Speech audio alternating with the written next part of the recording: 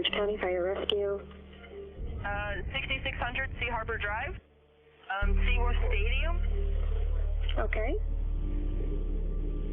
We actually have a trainer in the water with one of our whales, the whale that they're not supposed to be in the water with. Okay. We'll get somebody en route. Okay, come through gate number 3 to Shamu Stadium. Gate 3.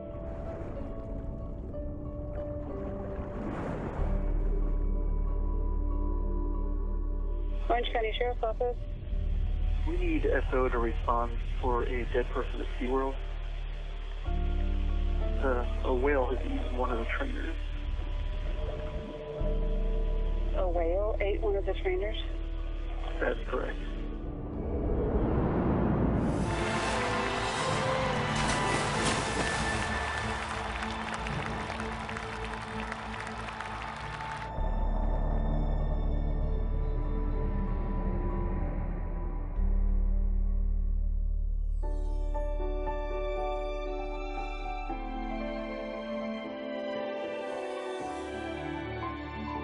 You believe. My parents first brought me to a SeaWorld park when I was very young.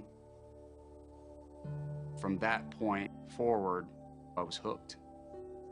It meant everything to me because, you know, I'd never wanted anything more. I remember, being probably in first or second grade, watching National Geographic specials or Mutual of Omaha specials and seeing whales and seeing dolphins. And, as a little kid, just being really incredibly inspired by it. I never went to SeaWorld. I grew up in New York, so I went to the Bronx Zoo. Grew up on a lake with horses. We'd swim the horses. I grew up around the ocean. I came from the middle of the country in Flatland, Kansas. I'm from Virginia. Traveled down, did the theme park thing in Orlando when I was 17. And saw the night show at Shamu Stadium. Very emotional, popular music. And I was just, I was very driven to want to do that. Then I saw what the trainers did, and I said, that's what I want to do. One of the trainers there, he goes, what are you doing out there? You should be a trainer. I go, I don't know how to train animals. I've never trained animals in my life. How do you prepare yourself for an encounter with an 8,000-pound Orcinus orca? I always thought you needed like a master's degree in marine biology to be a trainer. It takes years of study and experience to meet the strict requirements necessary to interact in the water with Shamu. Come to find out, it really is more about your personality and how good you can swim. I went and tried out, got the job right away. And I was like, yeah, I was so excited, I was so excited. I really wanted to be there. I really wanted to do the job. I couldn't wait to get in the water with the animals. I really was proud of being a SeaWorld trainer. I thought this was the most amazing job. I showed up there on my first day, not really knowing what to expect. I was told to put on a wetsuit and get in the water. Hi, Mom! Oh, I was scared out of my wits. First of all, I put my wetsuit on backwards because I was raised on a farm in Virginia.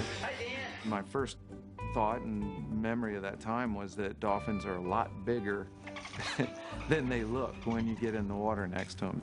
Well, I watched this Sea Lion and Otter show, and this guy, Mike Morocco, he comes out during the show with a dress on as Dorothy, the alter ego of Dorothy, in a dress with a sea lion, the coward sea lion, right? And he's walking along with this little basket, and I go, I will never, ever do that, 2 months later, hi, I'm Dorothy. Walking out on stage with the sea lion.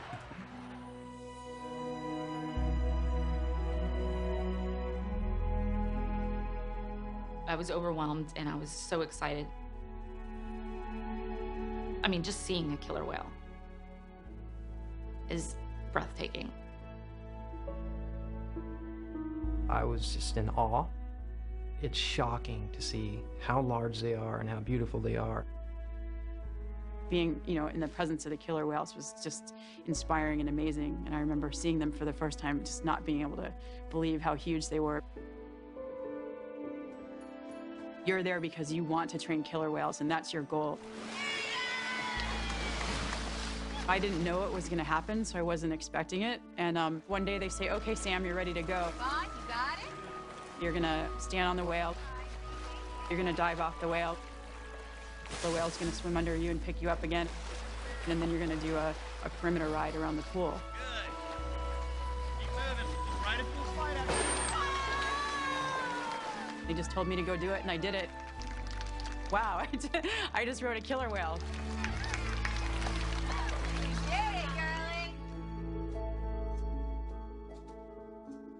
When you look into their eyes, you know somebody is home. Somebody's looking back. You form a very personal relationship with your animal.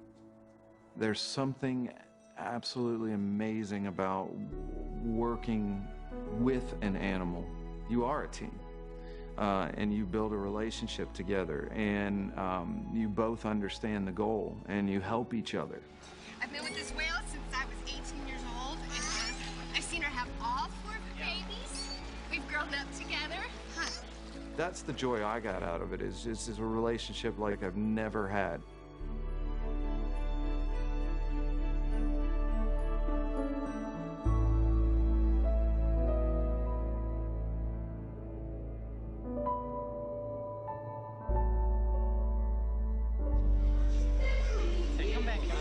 Bro, I have to know, are you nervous? I'm scared. No. Nice hair, Jeff.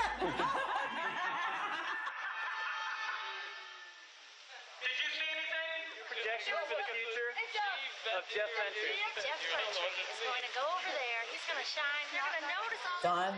Oh, that's Don. Wow. Giving her he's going to be my supervisor one day. There you go. I knew Dawn when she was new. She was a great person to work with, and she obviously blossomed into one of SeaWorld's best trainers. This is Don Brancho. Don is the senior trainer here at Shamu Stadium. I guess you could say I kind of knew Dawn in a past life. It's a tough job, isn't it? Yeah, we really do go through a lot of physical exertion. You can see in the show, we do a lot of deep water work, breath holds, very high energy behaviors with the animals. Obviously, they're giving out a lot of energy too, but we're working together and having a lot of fun as well. She's beautiful, she's blonde, she's athletic, she's friendly. You know, everybody loves Dawn. And I mean this so sincerely. Of watching you perform yesterday, you're amazing. Thank you. You really are. She captured what it means to be a SeaWorld trainer. She had so much experience that it made me realize what happened to her really could have happened to anyone.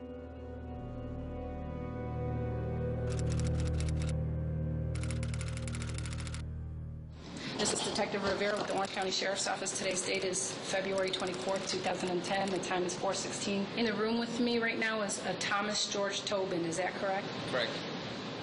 Did you see any blood in the water or anything like that? Well, that's part of it. She was scalped, and there was no blood. Okay. So pretty much we knew then that the heart wasn't beating. Once they were able to pull her away, how did he let go of the... He didn't. He never let go of the... The arm? The arm. He swallowed it. He swallowed it? So the arm is nowhere... Right.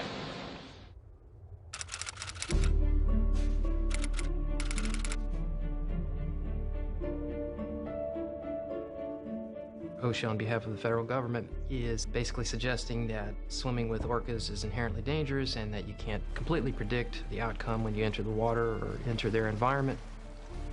That's the crux of the OSHA case. Stay out of proximity with the animals and you won't get killed.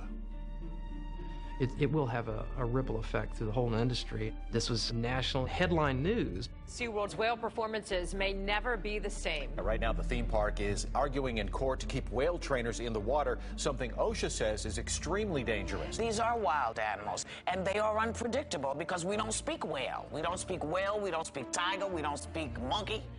And tempers flared between the two sides today when OSHA's attorney suggested that SeaWorld only made changes after trainer Don Brancho's death outraged the public. OSHA doesn't want the trainers going back in the water without a physical barrier between them and the whales. Being in close proximity to these top predators is too dangerous. They won't then be getting in the water, riding on the whales, things like that. If you were in a bathtub for 25 years, don't you think you'd get a little irritated, aggravated, maybe a little psychotic? The situation with Don Brancho, it didn't just happen. It's not a singular event. You have to go back over 20 years to understand this.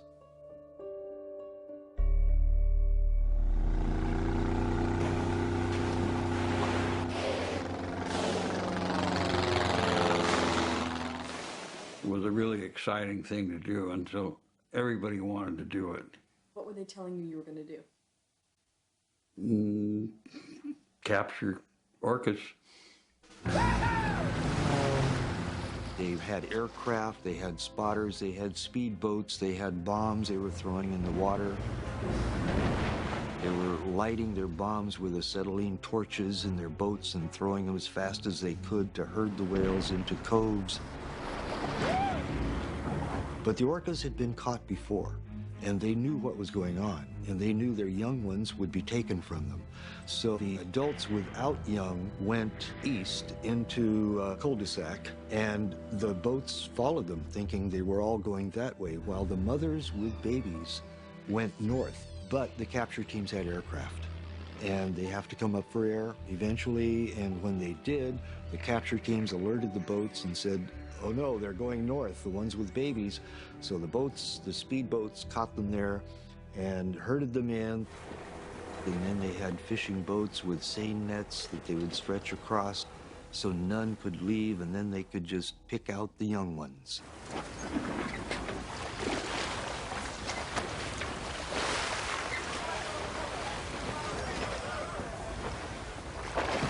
We are only after the little ones.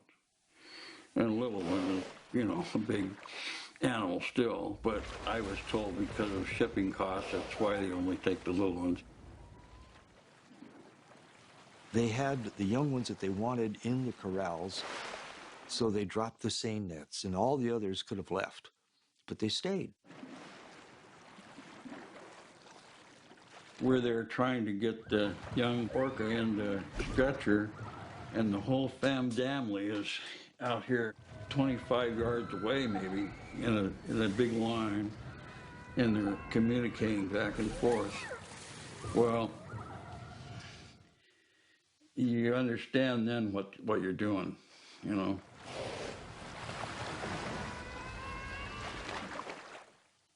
I lost it. I mean, I started crying. I didn't stop working, but I, you know, just couldn't handle it. And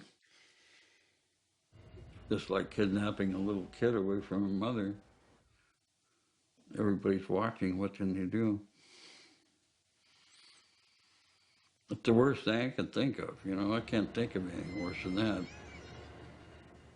Now, this really sounds bad, but when the whole hunt was over, there were 3 dead whales in the net. And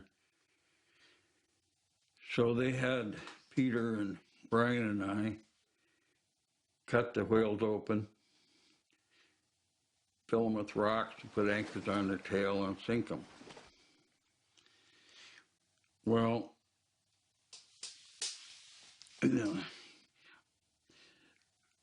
really, I didn't even think about it being illegal at that point. I thought it was a PR thing. They were finally ejected from the state of Washington by a court order in 1976. It was SeaWorld by name that was told, do not come back to Washington to capture whales. Without missing a beat, they went from Washington to Iceland and began capturing there.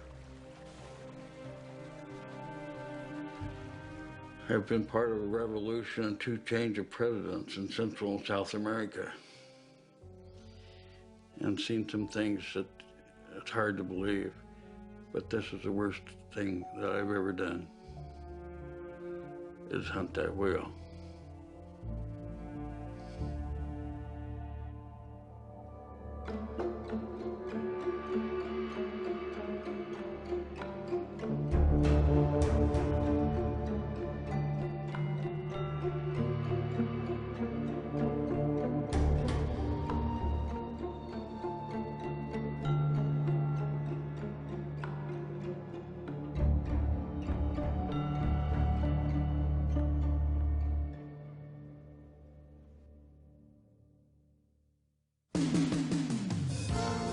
Sealand has been a part of Victoria for over 20 years. We specialize in the care and display of killer whales. By the time I started, when he was 4, he was up to 16 feet long and weighed 4,000 pounds.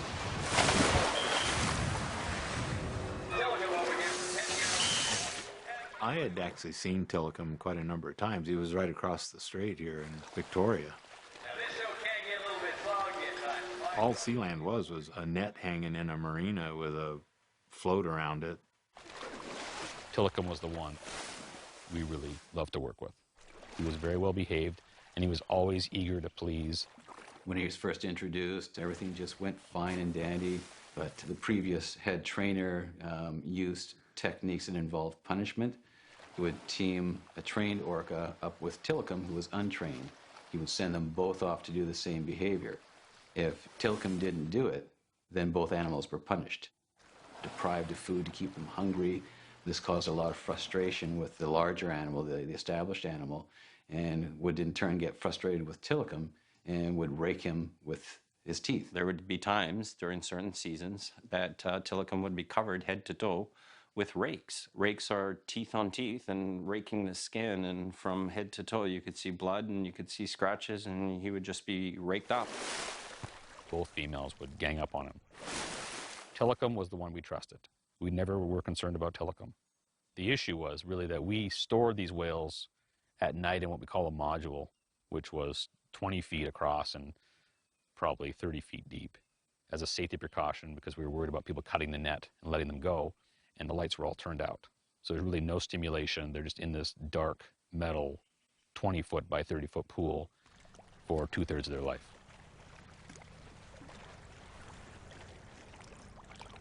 When we first started, they were quite small and quite young, so they fit in there quite nicely, but they were immobile for the most part. It didn't feel good. It just didn't, and it was just wrong. We started having difficulty getting them all into this one small steel box, to be honest. That's what it was. It was a floating steel box. That's where food deprivation would come in. We would hold back food, and they would know if they went in the module that they would get their food. And so if they're hungry enough, they're going to go in there. And during the winter, that would be from 5 at night till 7 in the morning. When you let them out, you'd see these new tooth rakes, and sometimes you'd see blood. Closing that door on him and knowing that he's locked in there for the whole night is like, it's a stab. It's a, whoa. If that is true, it's not only, inhumane, and I'll tell him so, but it probably led to what I think is a psychosis, that he was on a hair trigger. He'd kill.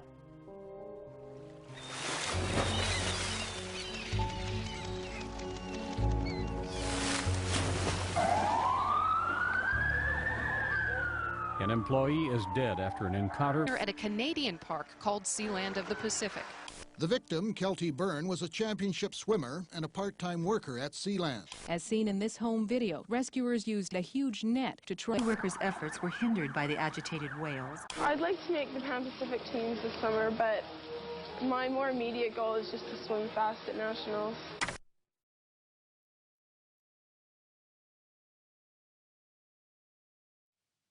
It was sort of a cloudy, gray day, and we were looking for something to do, so we thought, why not go to Sealand? It was kind of like this dingy pool with these whales. And it just felt a little bit like an amusement park that was kind of on its last legs, and everything was a bit gray. Yeah, it was like a swimming pool. Yeah. 3 whales in a swimming pool. Yeah, and they would come up and touch the ball, and I think there was some tail splashing, and there was some jumping. With the fish, and they hold the fish, and the whales jump up. I remember saying, "Oh, what a fun job! She's so lucky." And then I saw her walking with her rubber boots, and she tripped, and her foot just dipped into the edge of the pool, and she lost her balance and fell in. And then she was pushing her way up to get out of the pool, and the whale zoomed over, grabbed her boot, and pulled her back in.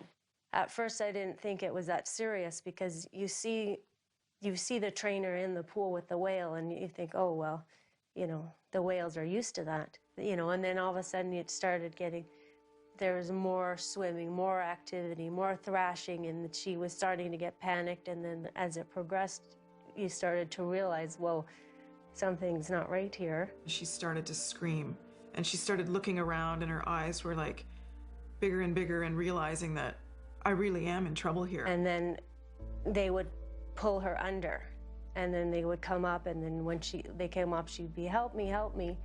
And then they'd take her down again. And she would be submerged for several seconds up to, I don't know, maybe a minute. You're not keeping track. So, you know, it was harder and harder for her to,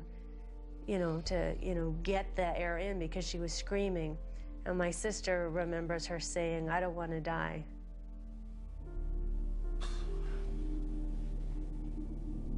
Well, condolences to Kelty's family. Yeah. That we couldn't help her. It was pretty wretched. Sealand closed, well, it's probably a good thing. I mean, it was a little pond. And I think the owner, made the right decision for whatever reasons. I don't believe he's a bad guy, a bad man. I think he was shocked by the whole affair, too. The blush was gone from the business, and he decided that that was it. We should shut down. And no one ever contacted us. There was an inquest. No one ever asked us to say what happened.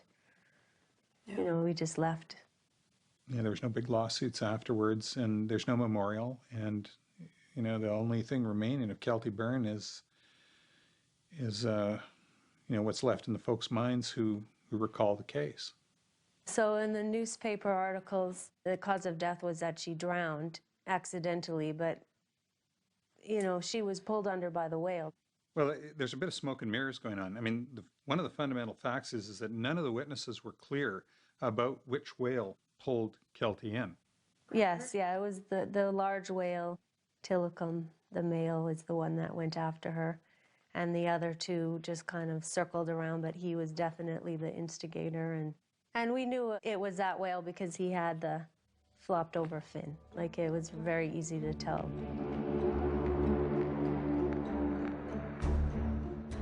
Sealand of the Pacific closed its doors and was looking, I guess, to make a buck on the way out, and these whales are worth millions of dollars. When SeaWorld heard that Tilikum was available, after this accident at Sealand of the Pacific, they really wanted Tilikum because they needed a breeder. So I don't even think that anybody even was questioning, like, is this a good idea?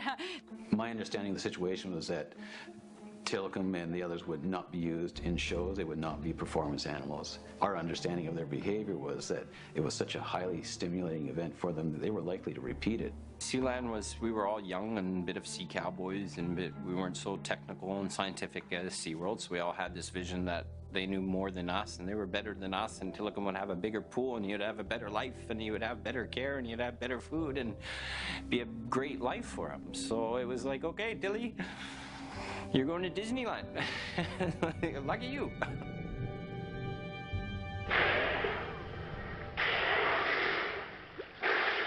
The orca's intelligence may be even superior to man's. As parents, they are exemplary, better than many human beings. And like human beings, they have a profound instinct for vengeance. Dino De Laurentiis presents Orca. If you go back only 35 years, we knew nothing, in fact, less than nothing. What the public had was superstition and fear. A fight to the death between the two most dangerous animals on Earth. What in hell are you? These were the vicious killer whales that, had 48 sharp teeth that would rip you to shreds if they got a chance. What we learned is that they're amazingly friendly and understanding and intuitively want to be your companion. Are you recording this? And to this day, there's no record of an orca doing any harm to any human in the wild.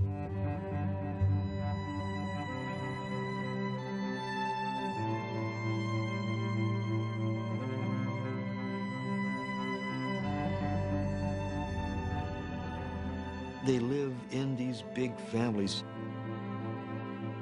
and they have lifespans very similar to human lifespans. The females can live to about 100, maybe more, males to about 50 or 60, but the adult offspring never leave their mother's side.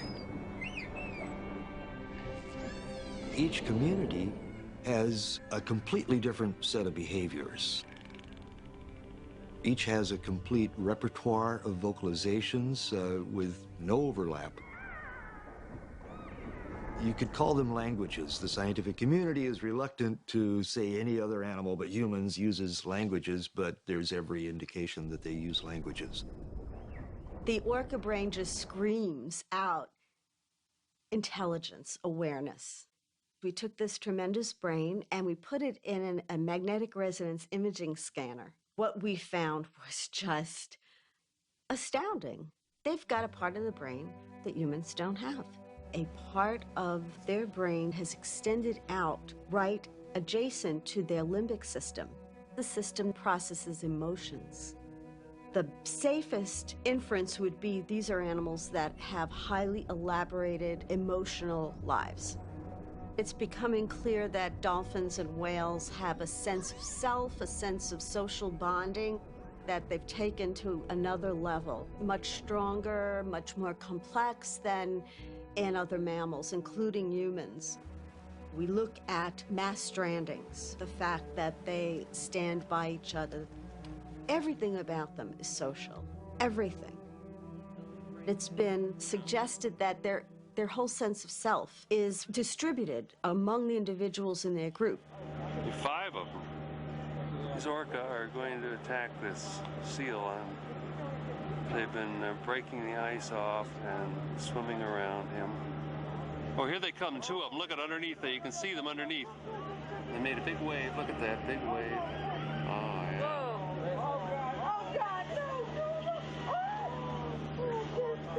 If you can't watch the bullfight, you better leave. Oh yeah, here they go. Look at this, 3 of them.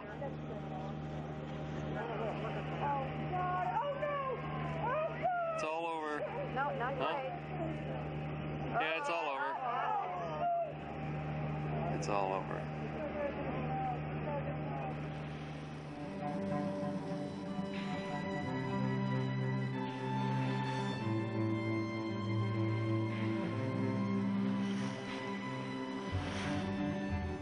First Nations people and the old fishermen on the coast, they call them blackfish. And they're an animal that possesses great spiritual power, and they're not to be meddled with.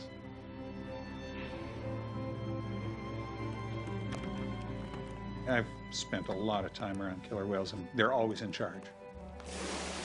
I never get out of the boat. I never mess with them. The speed and the power is quite amazing.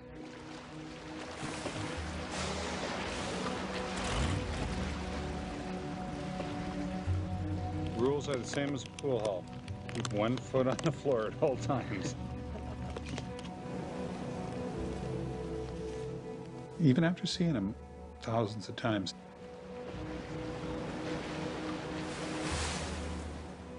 you see them and you still, wake up.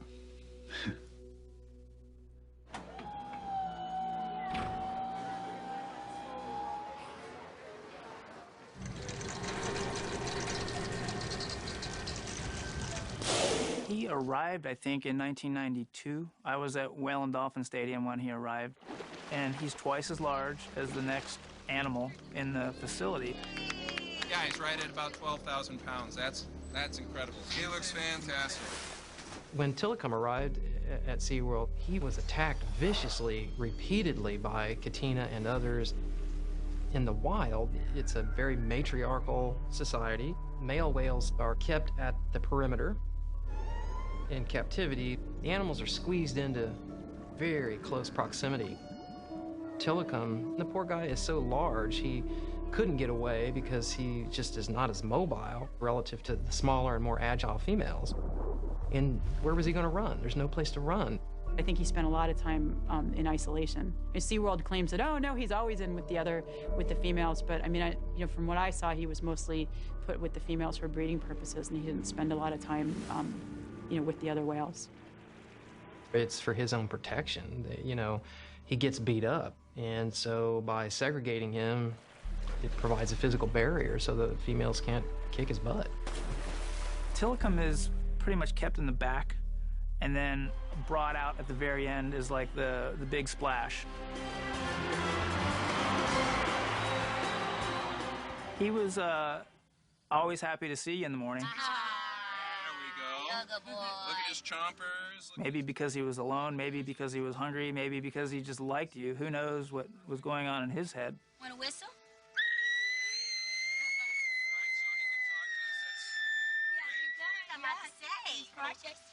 It was really loud. True. Come on, big boy. Show the sex. He seemed to like to work. He seemed to be interested. He seemed to want to learn new things. He seemed to be enjoying, working with the trainers. He, for me, was a joy. He really responded to me, and I, every day I went to work, I was happy to see Tilly. That's cute.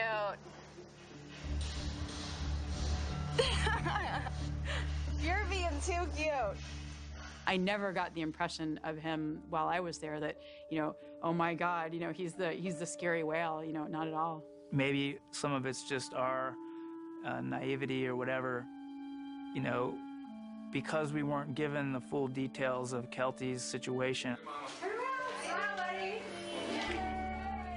I was under the impression that Tilikum had nothing to do with her death, specifically that it was the female whales who were responsible for her death. What I found really odd at first was the way they were acting around this whale, and what they had told us seemed to me to be two different things. The first day he arrived, I remember one of the senior trainers at SeaWorld, Tilikum was in a pool, and she was walking over a gate, and she had her wetsuit unzipped and was tied around her waist, and she was making cooing noises and going, "Hey, Tilikum, what a cute little whale," and she was like just, kind of play talking at him, and one of the supervisors said, "Get her out of there," and just screamed at her, like, get her away from there, like they were so worried that something was gonna happen. And I remember thinking, why are you guys making such a big deal out of this when he didn't actually kill her? Well, clearly management thought there was some reason to exercise caution around him. It's clearly they knew more than they were telling us. Well, ladies and gentlemen, the next few behaviors you're going to be seeing, you can only see right here at SeaWorld. Jeff was out in the audience filming one of the Shamu shows. It was a perfect show. All of the hot dog sequences, the waterworks sequences went off great. I was really excited just to be capturing this because it was kind of turning out to be a great show. A show that's kind of complete, it probably only happens a few times a week. At the very end of the show, Liz was working Tilikum, and apparently Tilikum lunged out of the water at her. And I had captured Tilikum coming out of the water, kind of turning sideways, and appeared to me to try to grab Liz. And at that moment, the tape became unusable. I was just kind of basically instructed to get rid of the tape. Wanting to kind of preserve the tape, I actually used the editing equipment and snipped out that little half second or a second when he did that and stitched it back together so it just kind of looked like a glitch in the tape. And I'm like, look at this. And it was like, no, this is no longer usable, and so we had to destroy the tape.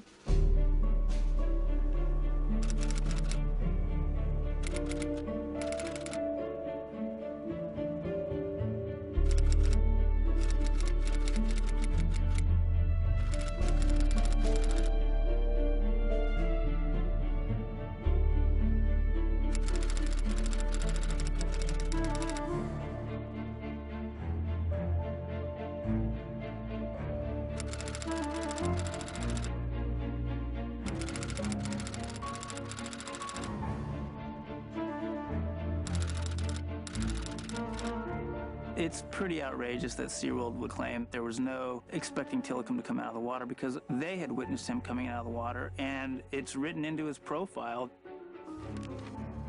He lunges at trainers. When we visit SeaWorld, we tend to take for granted the fact that Shamu has been provided with a safe and comfortable habitat.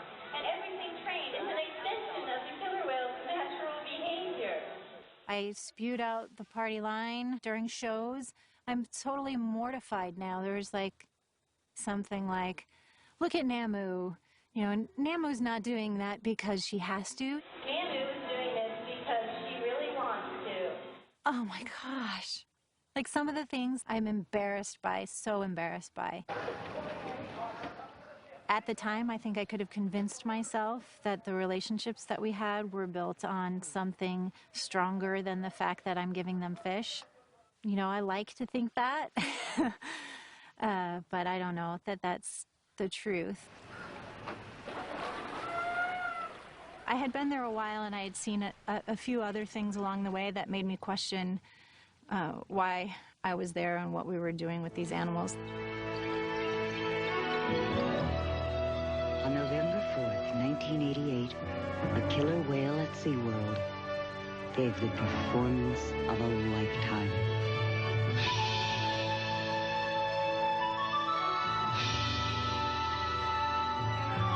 Don't miss this small miracle. Come see our new baby Shamu. I know it was naive of me, but I thought that it was our responsibility to do as much as we could to keep their family units together, since we knew that in the wild that's what happens. Yes, sir, that's our baby. Kalina was the first baby Shamu. Baby Shamu, SeaWorld's newest star. She had become quite disruptive and challenging her mom a little bit and disrupting some shows and that kind of thing. She's got the whole place jumping. Shamu, she's our baby whale. It was decided by the higher-ups that she would be moved to another park when she was just 4.5 years old. And that was news to us as trainers that were working with her. To me, it had never crossed my mind that they might be moving the baby from her mom. The supervisors basically was kind of mocking me, like, oh, you're saying poor Kalina? You know, what's she gonna do without her mommy? And you know, and that, of course, just shut me up. So the night of the move, we had to deploy the nets to separate them and get Kalina, the baby, into the med pool. And Katina was generally a quiet whale. She was not overly vocal whale. After Kalina was removed from the scene and put on the truck and taken to the airport, and Katina, her mom, was left in the pool, she stayed in the corner of the pool, like, literally just shaking and screaming, screeching, crying. Like, I'd never seen her do anything like that. And the other females in the pool, maybe once or twice during the night, they'd come out and check on her, and she'd screech and cry, and they would just run back. There was nothing that you could call that, watching it, besides grief. Those are not your whales. You know, you love them and you think, I'm the one that touches them, feeds them, keeps them alive, gives them the care that they need. They're not your whales. They own them. Kasaka and Takara were very close. Kasaka was the mother, Takara's the calf. Takara was special to me. They were inseparable. When they separated Kasaka and Takara, it was to take Takara to Florida. Once Takara had already been stretchered out of the pool, put on the truck, driven to the airport, Kasaka continued to make vocals that had never been heard before. They brought in the senior research scientist to analyze the vocals. They were long-range vocals. She was trying something that no one had even heard before, looking for Takara. That's heartbreaking. How can anyone look at that and think that that is morally acceptable? It's not. It is not okay. Stand by, Dean. Let's go live to SeaWorld, where Dan Gundershall is joining us for a sneak peek. Hi, Dean. Tell us about the new show. Good afternoon, Richard. The new show is the Whale and Dolphin Discovery. What it does is it shows the relationship we have between all our animals here at the Whale and Dolphin. There's so many things that were told to us that they tell you so many times that you start believing it, you know. So all the animals here get along very well. It's just like training your dog, really. I was blind, you know. I was a kid, you know. I didn't know what I was doing, really. Nice. Good job.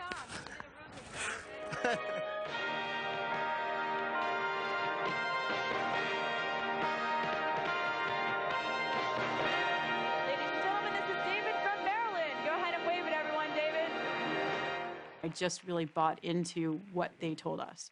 You know, I learned to say what they told us to the audience. Hello out there! Children are some of Shamu's biggest fans. We can do just about anything we want. I thought I knew everything about killer whales when I worked there, you know, and everything about these animals. I really know nothing about killer whales. I know a lot about being an animal trainer or a killer whale trainer, but I don't know anything about these animals' natural history or their behavior. I really, in some ways, believed a lot of what I was learning from them, because why would they lie? Because the whales in their pools die young, they like to say that all orcas die at 25 or 30 years. 25 to 35 years. 25 to 35 years. They're documented in the wild, living to be about 35 or mid-30s. They tend to live a lot longer in this environment because they have all the veterinary care. And of course, that's false. We knew by 1980, after half a dozen years of the research, that they live equivalent to human lifespans. And every other potentially embarrassing fact is twisted and turned and denied one way or another. So in the wild, they live less. And then like the floppy dorsal fins. 25% of whales have a fin that turns over like that as they get older. Dorsal collapse happens in less than 1% of wild killer whales. We know this. All of the captive males, 100%, have collapsed dorsal fins. And they say that they're a family, that the whales are in their family. They have their pods, but that's just, you know, an artificial assemblage of their collection, however management decides they should mix them, and whichever ones happen to be born or bought and brought in. That's not a family, you know, come on. You've got animals from different cultural subsets that have been brought in from various parks. These are different nations. These aren't just two different killer whales. These animals, they've got different genes. They use different languages. Well, what can happen as a result of them being thrown in with other whales that they haven't grown up with, that are not part of their culture, is there's hyperaggression, a lot of violence, a lot of killing in captivity that you don't ever see in the wild. For the health and safety of the animals, please do not put your hands in the water. It was always sort of this backdrop, this underpinning of tension between animals. Whale-on-whale aggression was just part of the daily existence. We ask that you use the stairs and aisleways as you exit.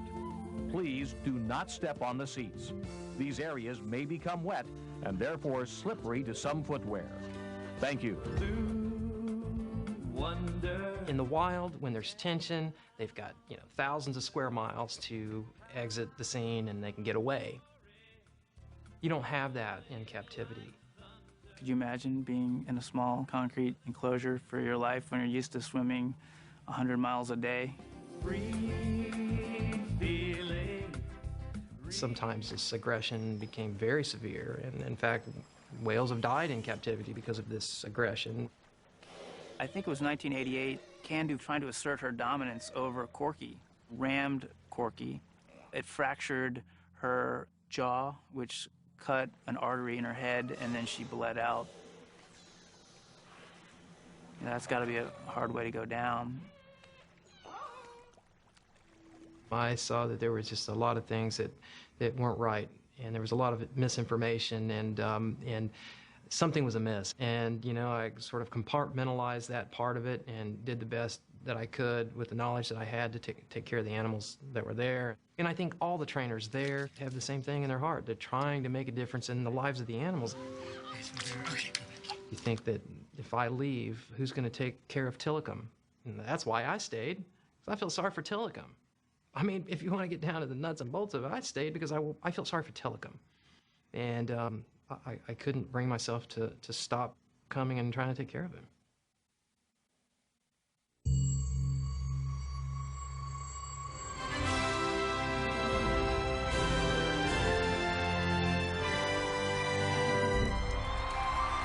Gosh, do I love coming out here every day and having the audience just love what we're doing with the animals. How do I make this animal as beautiful as they are and have people walk away loving this animal, and they're touched and they're moved, and I feel like I made a difference to them. I left in January of 2010, a month before Dawn passed away. She was like a safety guru. I mean, she was always double-checking, making sure that everyone was doing the right thing. So I remember she would record every show that she did, and she would watch it and critique herself. And she was constantly trying to be better. When I found out it was Dawn, I was shocked. That could have been me. I could have been the spotter. What if I was there and I could have saved her? You know, all these things go through your mind.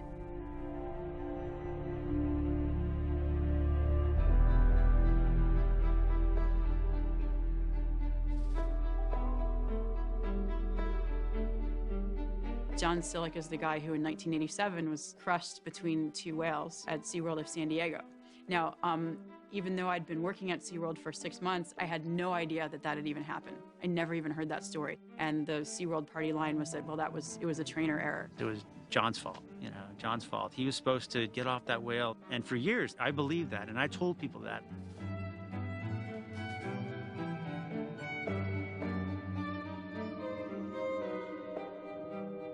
I actually started SeaWorld like 5 days after that event occurred, and we weren't told much about it other than it was trainer error. And you know, especially when you're new into the program, you don't really question a whole lot. Well, you know, years later, when you actually look at the footage, you go, you know what? He didn't do anything wrong. That whale just landed on him. You know, that whale just went to the wrong spot, or it could have been aggression. Who knows? But it was not the trainer's fault at all. You know, watching that video.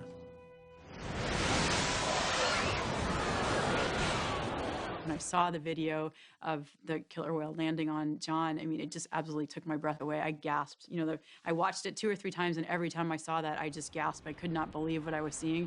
What kept his body together was that, you know, his wetsuit basically held him together. But I know he's had multiple surgeries, and he's got tons of hardware in his body. And it's hard for me to believe that I didn't actually see that video while I was actually an animal trainer, because it seems to me that every person who works with killer whales should have to watch that video.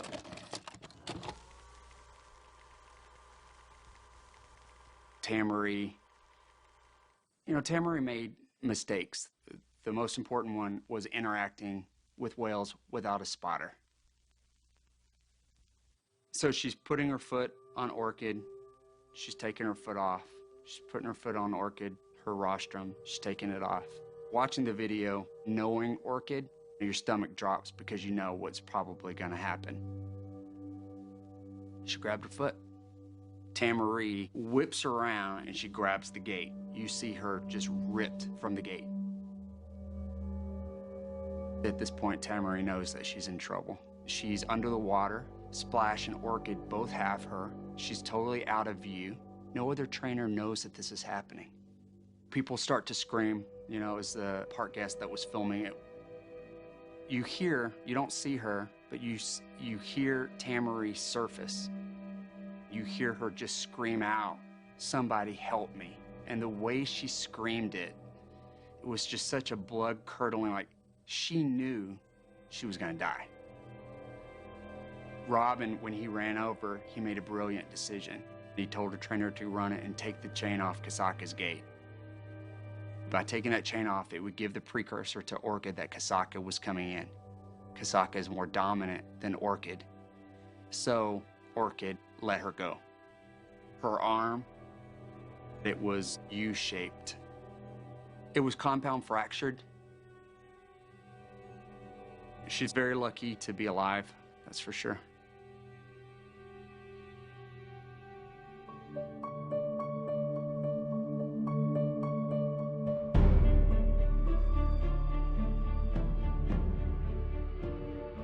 I believe it's 70 plus, maybe even more, just killer whale trainer accidents. Maybe 30 of them happened prior to me being actually hired at SeaWorld, and I knew about none of them. I've seen animals come out at trainers.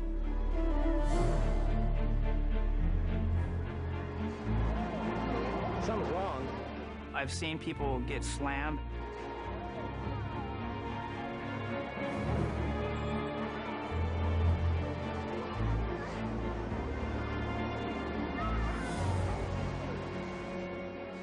The whales, they're just playing or they're upset for a second.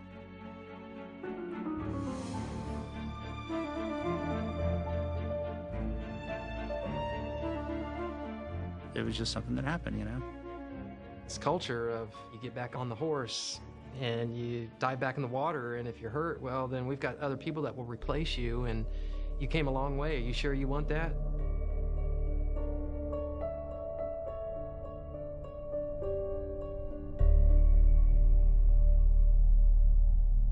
A SeaWorld trainer is recovering today after a terrifying ordeal in front of a horrified audience.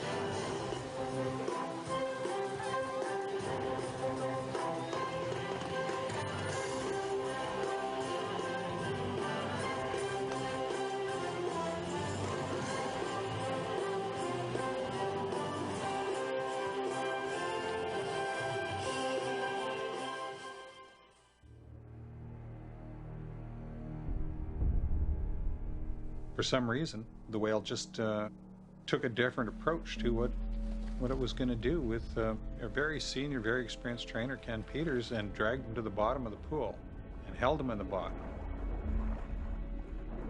Let him go, picked him up, took him down again.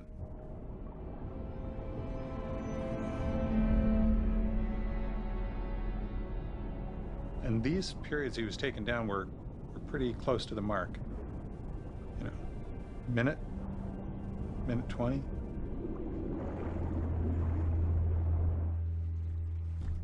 When he was at the surface, he didn't panic, he didn't thrash, he didn't scream.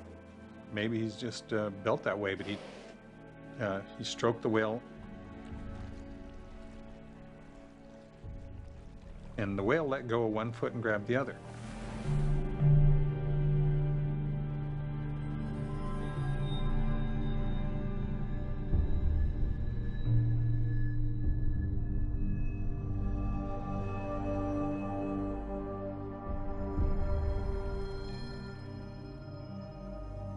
That's a pretty deep pool, and he took him right down.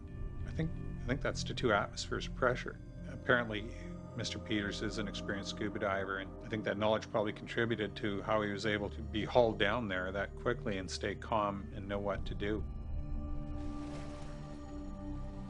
He knew what he was doing, because when you can see him actually in the film, the depth is so good, you can see him ventilating. You can see him ventilating really hard. So he knows about swimming and diving and being underwater. He may have been assuming he was going under again. I did not walk away unimpressed by his calm demeanor during that whole affair. I would be scared shitless.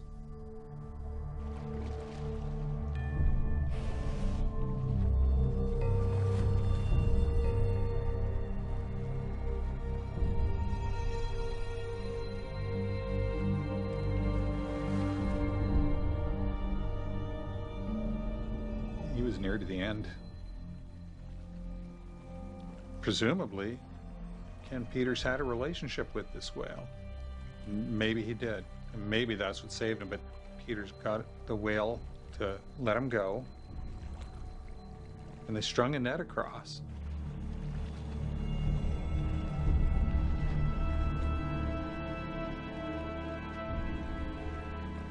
And Ken Peters pulled himself over the float line and swam like a demon to a slide out because the whale was coming right behind him.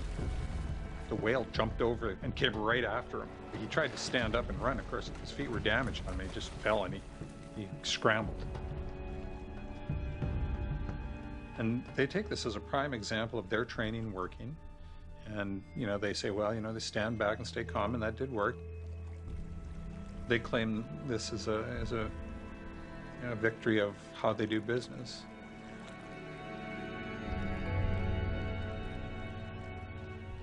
And maybe so, but it can also be interpreted as a hair's breadth away from another fatality.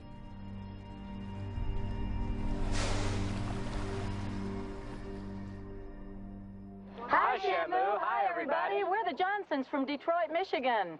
We sure had a great time when we visited SeaWorld. It's one of our favorite places. Yeah, I like the part when Shamu gets everybody wet. When the whales get close to the glass and start kicking up the water, whammo, you're a goner.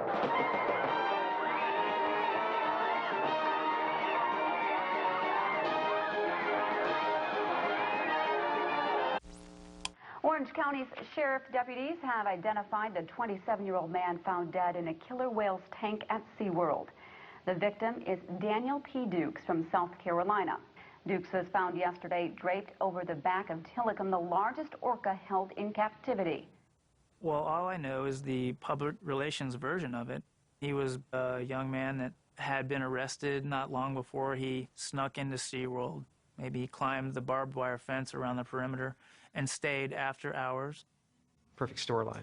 A mentally disturbed guy hides in the park after hours and strips his clothes off and decides he wants to have a magical experience with an orca and drowns because he became hypothermic.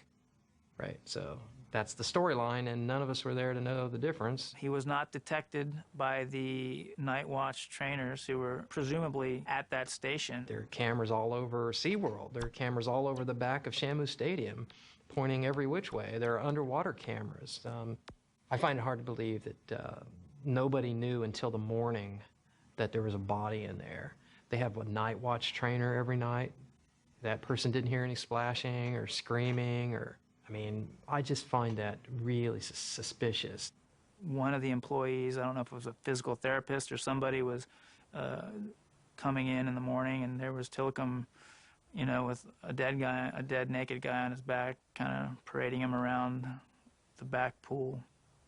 The public relations spin on this was that he was kind of a drifter and died of hypothermia, but the medical examiner reports were more graphic than that. For example, Tilikum stripped him, bit off his genitals. There was bite marks all over his body. Now, whether that was post-death or pre-death, I don't know. But yeah, all I can comment on is that the guy definitely jumped in the wrong pool.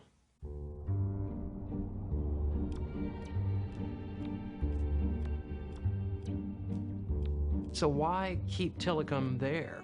This guy, he's proven track record of killing people. He's clearly a liability to the institution. Why keep him around? Well, it's quite simple to answer, and that is that his semen is worth a lot of money.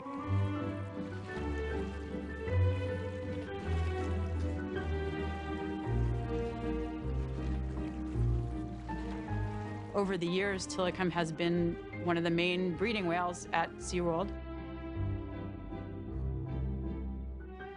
It's brilliant because they can inseminate way more female whales because they can just, you know, get his sperm and freeze it, and then he's basically operating as a sperm bank. In a reputable breeding program, rule number one is you certainly would not breed an animal that has shown a history of aggression towards humans. Imagine if you had a pit bull who had killed, I mean, that animal would have likely been put down, but in the entire SeaWorld collection, it's like 54% of the whales in SeaWorld's collection now have Tilikum's genes.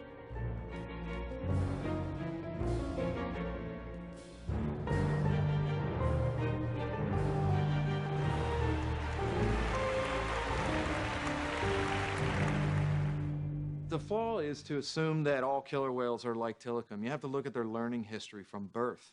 You have to understand why Tilikum was a hazard to anybody in the water.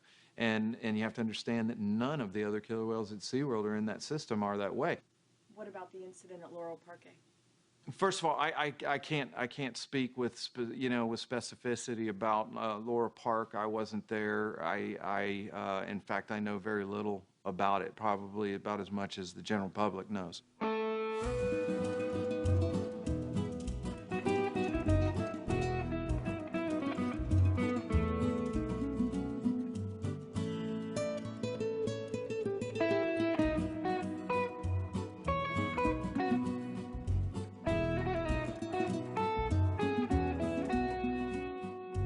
Me dijo que tenía algo importante que decirme.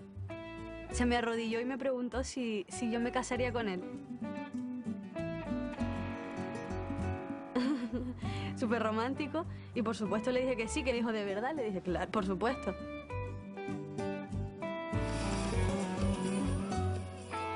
Él nunca se imaginó que iba a empezar que iba a trabajar en orcas de entrenador. Él tenía la idea de que iba a ser pues, técnico. Y como le gustaban los animales, pues siempre le gustaron. Le encantó. De hecho, fue probarlo y le encantó.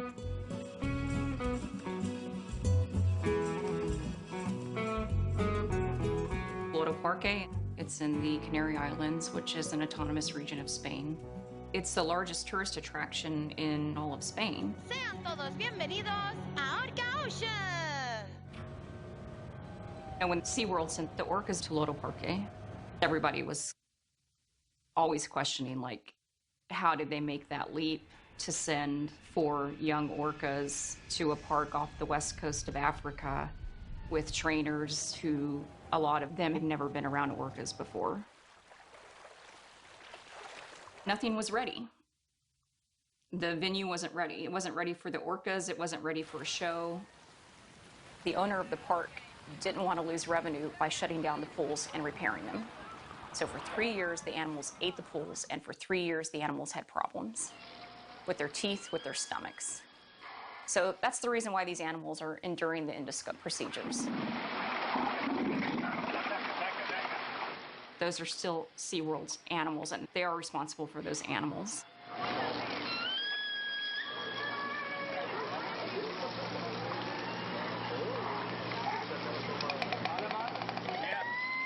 Lodo Parque doesn't have a good reputation.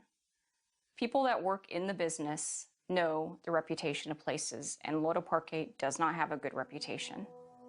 They didn't spend the same amount of time as the SeaWorld trainers, did not go through the same regimen that the SeaWorld trainers went through. You know, and Alexis really was the best trainer. And I said, you know, you're the only trainer there that can hold its own with a SeaWorld trainer. And I said, you know, but you need to be careful.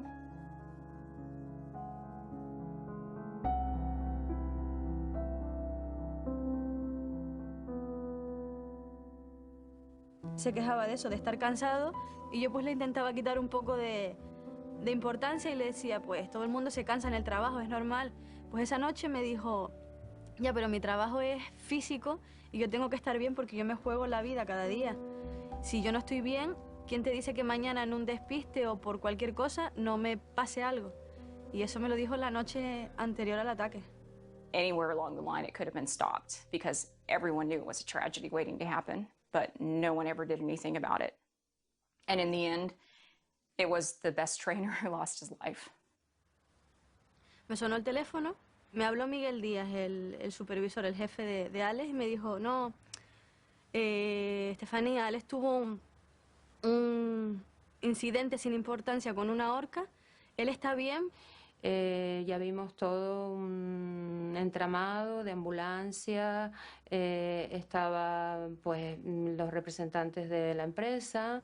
Estaba el dueño con su director, con sus abogados, y lo que nos dijeron fue, no pudimos hacer más.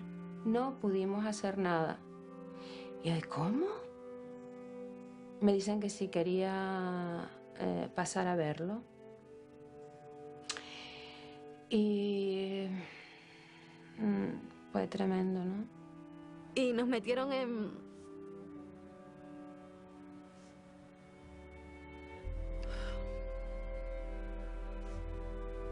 la sala donde estaba su cuerpo.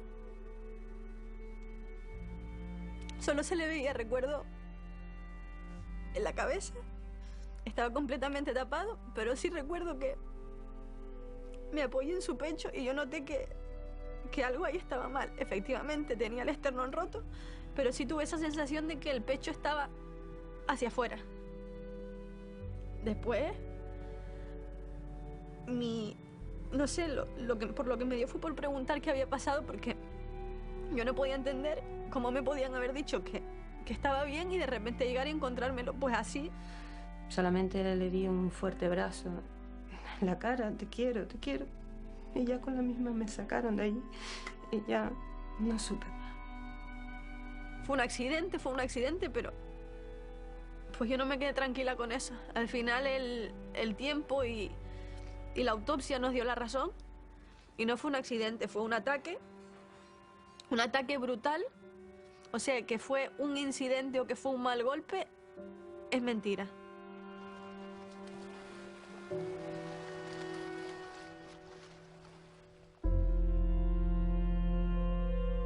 Those were SeaWorld's whales. They were trained using SeaWorld's techniques. And their training was being supervised at the time of the fatal accident by one of their senior trainers from San Diego.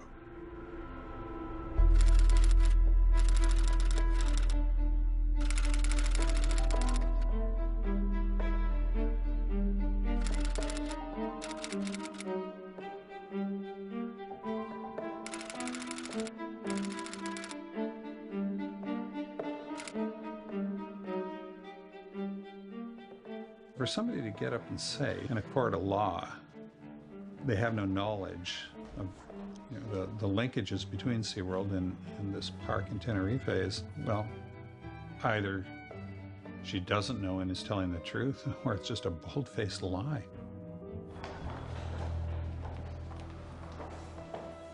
As trainers, we never forget Shamu's true potential. We see it each and every day. That's why all of our interactions are very carefully thought out, especially our waterwork interactions. Whoa!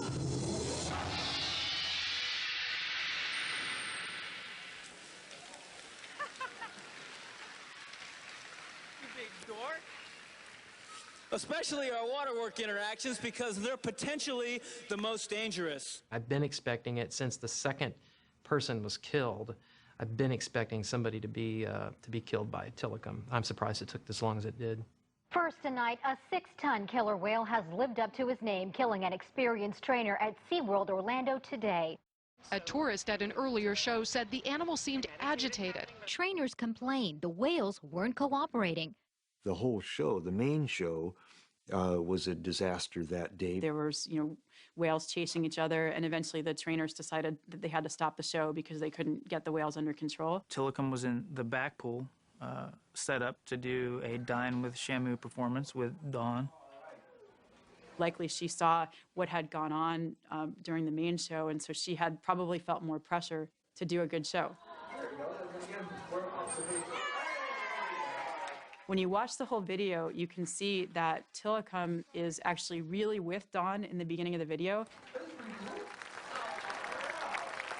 There's a couple of behaviors that she asks him to do where Tilikum just jumps right in and he does exactly what she asked him to do. I remember 12,000 pounds. We're going to show you how agile these guys are. 12,000 pounds. There seemed to be a point in the session where things went south, so to speak, and in my humble opinion, it was at that missed bridge, whistle bridge, on the perimeter peck wave. She asked him to do a perimeter peck wave where she asked him to basically go all the way around the pool and wave his pectoral flipper. It's damn big, though. And she blows her whistle, There we go. which is a bridge, which tells the animal that, okay, you've done a good job, come back and get food. But he missed that cue. He likes waving so much. And he went all the way around the pool on this perimeter pack wave. We're going to let him keep on waving. My interpretation is that he didn't hear the whistle. So not only did he not hear the bridge, then he went and did a perfect behavior and came back, and what he got was what we call a 3-second neutral response, which is just a way to let the animal know, no, you didn't do the correct thing, you're not going to get rewarded, and then we're going to move on. And then you can also see through the video that Dawn is running out of food. The animals can sense when you're getting to the bottom of your bucket of fish because they can hear the ice clanging around and the kind of fishy, soupy water at the bottom. And the handfuls of fish that they're getting delivered by the trainer are all getting smaller. So they know that they're coming down to the end of session. When you see the difference between the beginning of the video and the end of the video, you can see that he's just not quite on his game anymore. There was no food left. She kept asking him for more and more behaviors. He wasn't getting reinforced for the behaviors that he was doing correctly. He probably was frustrated towards the end. Then she walked around the perimeter of G-Pool. He followed her.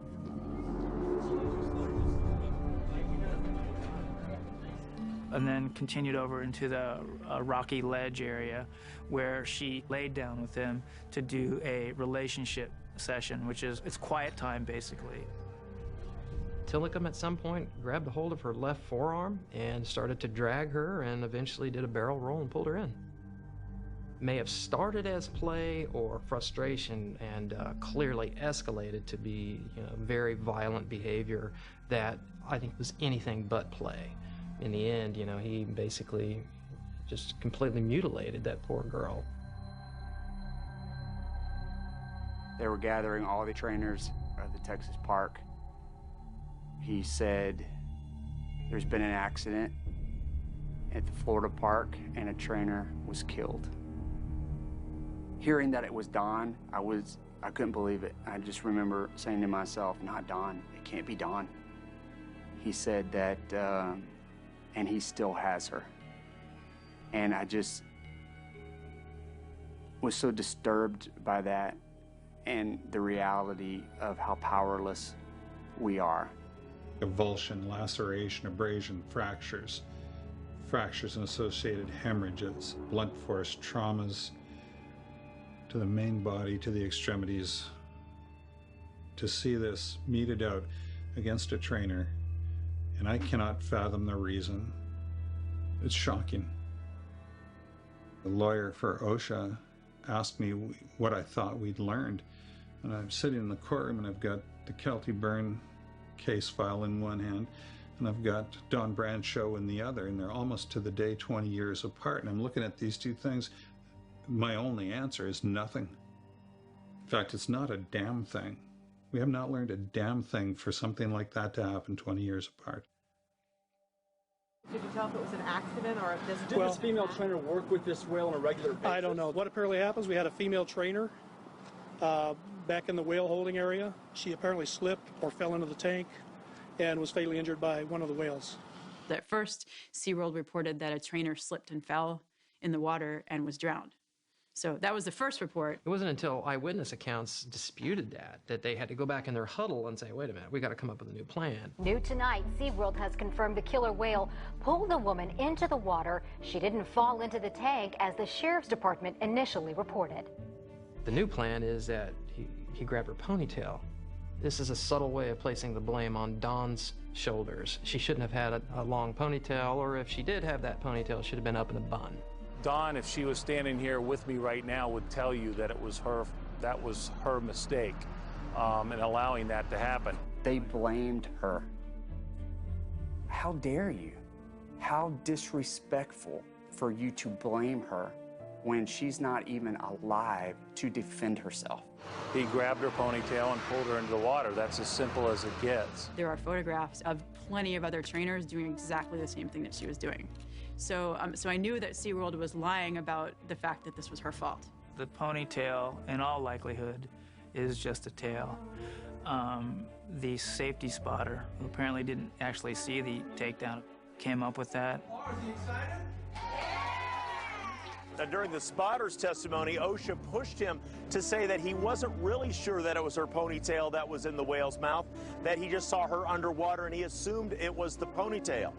OSHA contends that the whale came up and grabbed Don Brandshaw's arm, saying that that was another level of aggressiveness. And again, SeaWorld is saying it was not an aggressive move. One of SeaWorld's top curators, Chuck Tompkins, said when Don Brandshaw was pulled off that ledge, it wasn't necessarily aggressive behavior by the whale. The initial grab was not an act of aggression.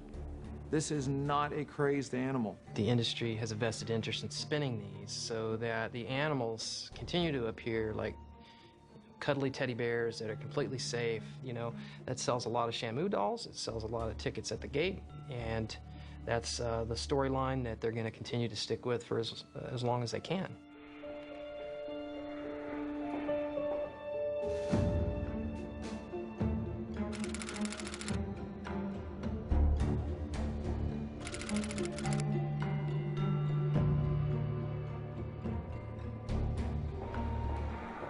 Recognize that those that say this is a crazed animal that acted out and grabbed Dawn maliciously, they want to prove the theorem that captivity makes animals crazy, and that is just false. All whales in captivity have a bad life. They're all emotionally destroyed. They're all psychologically traumatized. So they are ticking time bombs. It's not just Tilikum. We have to separate what happened to Dawn, and as tragic as it is, no one wants to ever see it happen again. Can SeaWorld create an environment where it never happens again? Yes, I absolutely believe they can. What if there were no SeaWorlds? I can't imagine a society with the value we put in marine mammals if those parks didn't exist. I'm not at all interested in having my daughter, who is 3.5, grow up thinking that it's normalized to have these intelligent, highly evolved animals in concrete pools. I don't want her to think that's how we treat the kin that we find ourselves around on this planet. I think it's atrocious. This hearing is expected to last all week, with OSHA continuing to work toward this theory that SeaWorld knew there was a calculated risk of injury or death, but put trainers in the water with the whales anyway, while SeaWorld will say that Dawn Brancheau's death was an isolated incident. Reporting live in Seminole County, Dave McDaniel, West 2 News.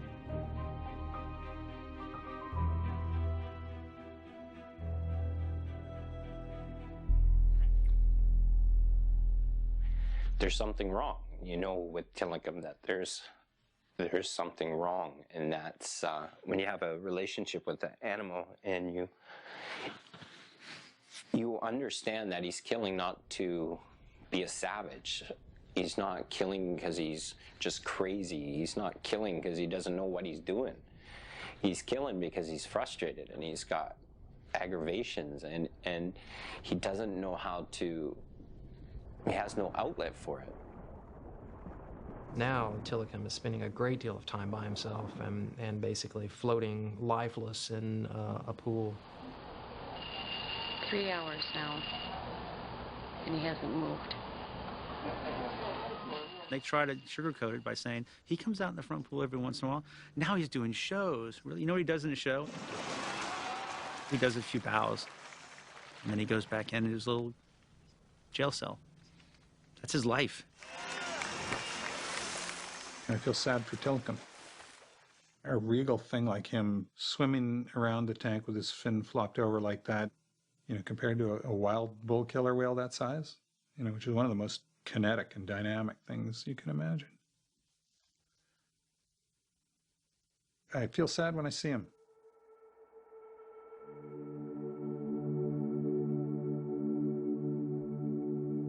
It's time to stop the shows. It's time to stop forcing the animals to perform in basically a circus environment. And they should release the animals that are young enough and healthy enough to be released. And the animals like Tilikum, who are old and sick and have put in 25 years in the industry, should be released to an open ocean pen so they can live out their lives and just experience the natural rhythms of the ocean. This is a multi-billion-dollar corporation that makes its money through the exploitation of orcas.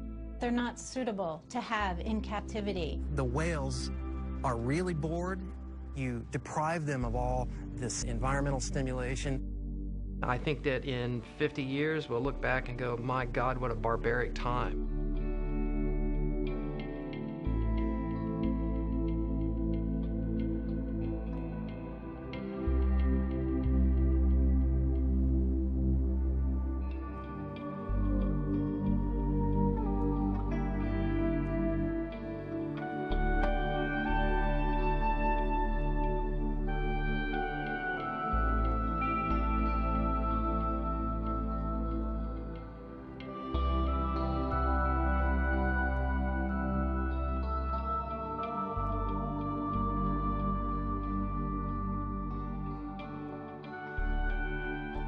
Dawn Brancheau, DB, dream big.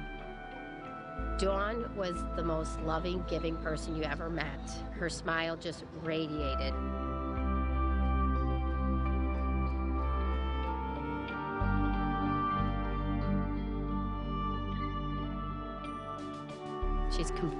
She fulfilled her life.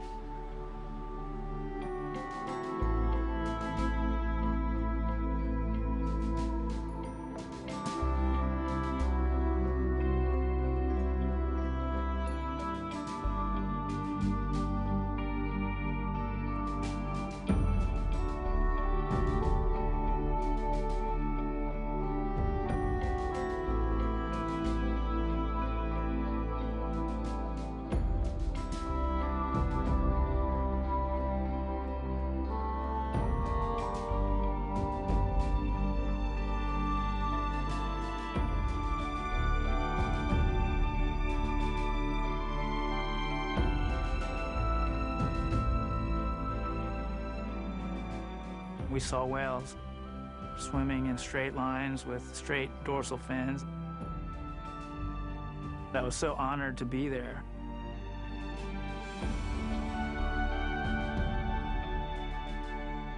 And I was so thankful that I had sunglasses on because the tears were kind of coming out, and it was moving.